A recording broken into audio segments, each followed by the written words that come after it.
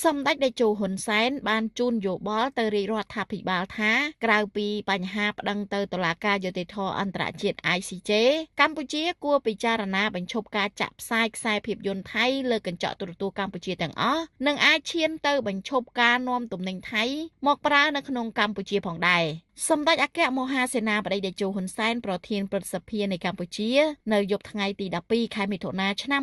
2025នេះបានសរសេរនៅលើបណ្ដាញទំនាក់ទំនងសង្គមផ្លូវការរបស់សម្ដេចដោយមានខ្លឹមសារទាំងស្រុងថាកន្លងមកមានក្រុមជ្រុលនិយមថៃដែលមានការគ្រប់គ្រងពីពួកយោធាដែលនិយមសង្គ្រាមបានគំរាមមកកម្ពុជាថានឹងកាត់ភ្លើងកាត់អ៊ីនធឺណិតកាត់ភ្លើងអីបើកម្ពុជាមិនប្រើភ្លើងថៃផងកាត់អ៊ីនធឺណិតអីបើកម្ពុជាមានអ៊ីនធឺណិតប្រើប្រាស់គ្រប់គ្រាន់ហើយនោះខ្ញុំតែងបានអំពាវនាវកុំឲ្យបញ្ហារីករាលដាលពីបញ្ហាចំនួនយោធាទៅតំបន់មួយរីករាលដាលដល់កន្លែងផ្សេងទៀតនិងកុំរីករាលដាលដល់វិស័យផ្សេងទៀតតែដល់ពេលនេះវាបានរីករួចស្រេចទៅហើយដូចជាការបិទព្រំដែនជាឯកតោភាគីបន្ថយចំនួនថ្ងៃស្នាក់នៅជាឯកតោភាគីនិងការគម្រាមកាត់ភ្លើងកាត់អ៊ីនធឺណិតការរាយលួសបន្លាតាមច្រកព្រំដែនខ្លះដោយធ្វើតាមទំនឹងចិត្តបើជ្រុលជារបៀបនេះទៅហើយខ្ញុំសូមជូនជាយោបល់ទៅរាជរដ្ឋាភិបាលថាក្រៅពីបញ្ហាប្តឹងទៅតុលាការយុត្តិធម៌អន្តរជាតិ ICJ កម្ពុជាគួរពិចារណា